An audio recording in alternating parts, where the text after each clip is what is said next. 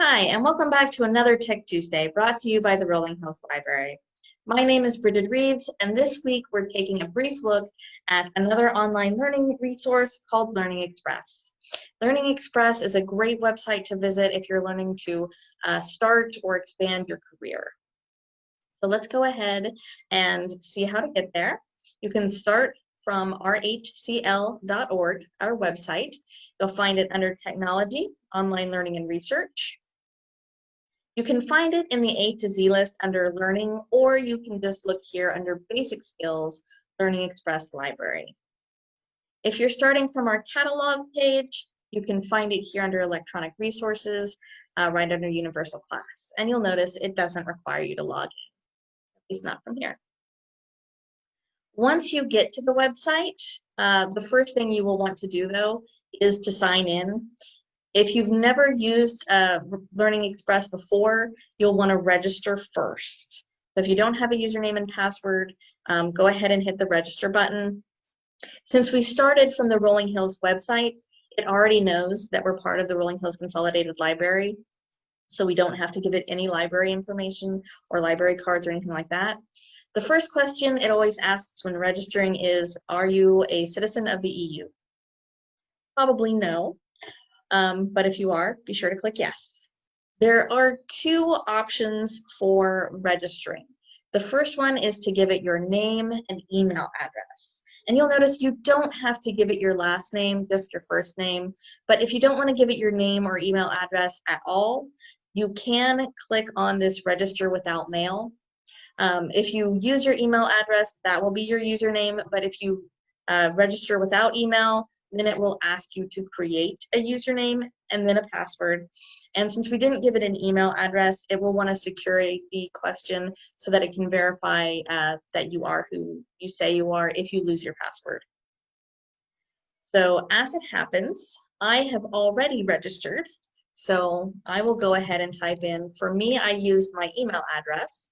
So I will type that in as my username. And then I will type in my password. And then I'll hit the login button. And a recent issue that I've seen with the website is when you hit the login button, it doesn't look like anything is happening. But don't panic. If I come over here to the home, you'll notice I did get logged in. So if you get stuck at that screen, just go home. Chances are, as long as everything was correct, you did get logged in. For some reason, it's just not redirecting you back. So once you're here, if you know exactly what you're looking for, you can search for it. If you know you're looking for the ACT or something like that. If not, they have lots of links here. So everything, career preparation. So maybe you're wanting to take a test for air traffic controller, or cosmetology, or nursing. You're trying to build your career that way. They have lots of preparation and practice tests for those. Maybe you're trying to get your GED or HiSET.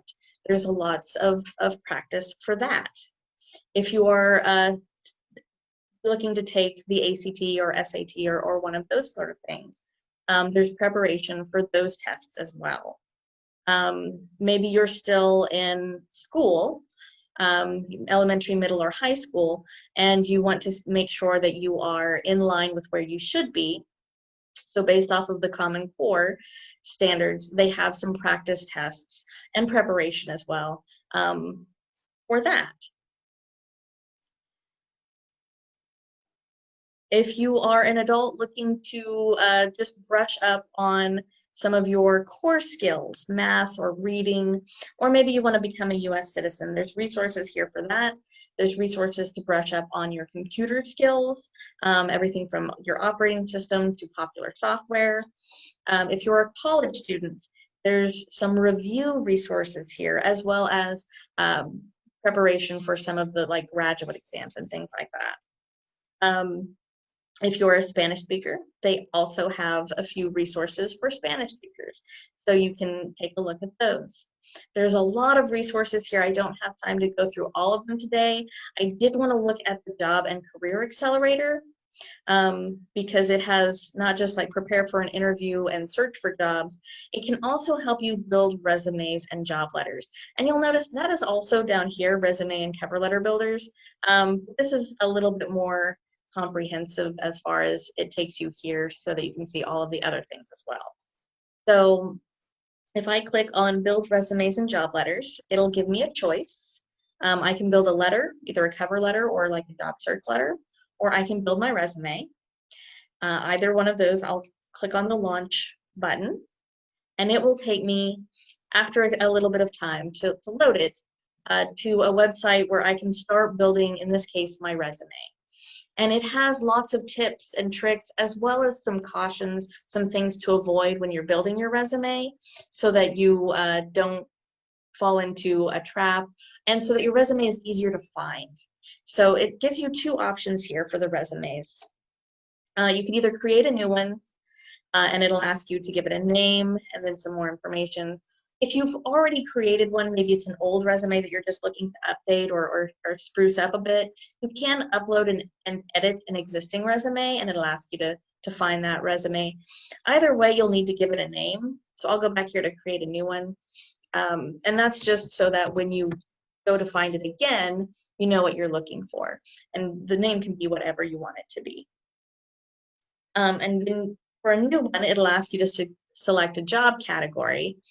So depending on what industry you're wanting to go into, you can choose the job category.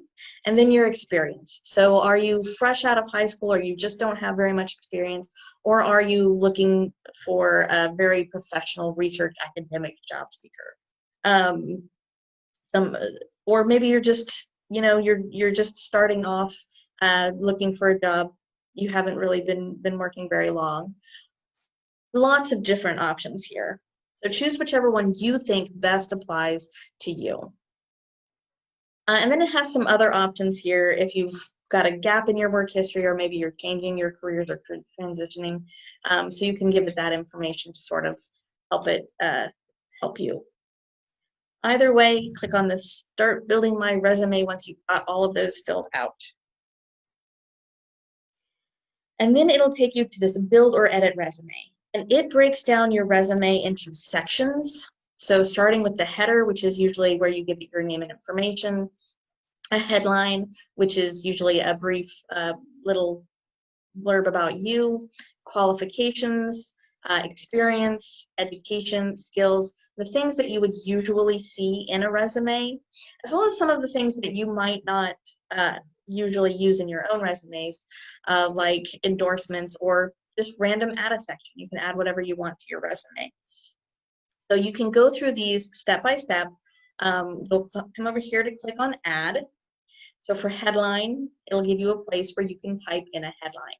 And if you're not sure what that is, and I'll admit I wasn't sure the first time I saw this, you can click on this More About How to Complete This Section, which is available in every section. And it'll kind of give you an explanation of what it's looking for. And when I was learning resumes, we did have the objective. So this one threw me for a loop. But reading through here, it kind of gives you an idea. There's some helpful hints as well as those cautions. And then you can come down here and type into the blank, whatever your headline is. And when you're finished, hit save. And then it will add that now here on my resume. If you're still not sure what it is, you'd really like to look at some examples so that you can get a better idea maybe what they're looking for, you can come over here to Browse Sample Resumes, and it will give you, and these are what we've already put in there, so it's filtering it by that, and it'll give you some sample resumes. I can click on one of those and it'll tell me a little bit about some tips, as well as here's what the resume looks like, so that you can get an idea of what you should be writing into your resume. And there's lots of resumes that we can look through just to compare and find the best one for us. There's also a keyword list. A lot of times the words that you use in a resume can help your resume get found, especially if you're uploading it to a website. So there's some lists here that you can look at to sort of spruce up your resume, make it a little bit more likely to get noticed, as well as some job-specific keywords if you're going into, say, dental and you want to find out what is the best words to use for that. So there's some keywords you can use, and when you're finished, you can preview it and make sure that this is what you want. You can go back and change anything else that you need to. I don't really have a lot here on mine yet, but if you're finished, you could clone it, make a copy. So maybe you wanted to just tweak a couple things for a different job. You can make a copy and then go back and make those changes. You can print it, you can download it, or you can just directly email it. So that's a really good resource to create and to help you create the best resume that you can. When you come over here to save resumes, it'll show you all of the resumes that you've created, as well as you can usually find anything else that you've created, any of the letters that you've built. We're looking for cover letters, any safe searches, jobs, anything that you've found there. If you're looking for more, you'll notice some headings here, but it's also here in My Center. We'll kind of give you an idea of the tests you've taken, tutorials, all of the different things that you might have looked at if you're looking for schools, any of those searches that you've saved. So there's a lot of resources here for you to use. Take advantage of it and have a great day. Thanks. Bye.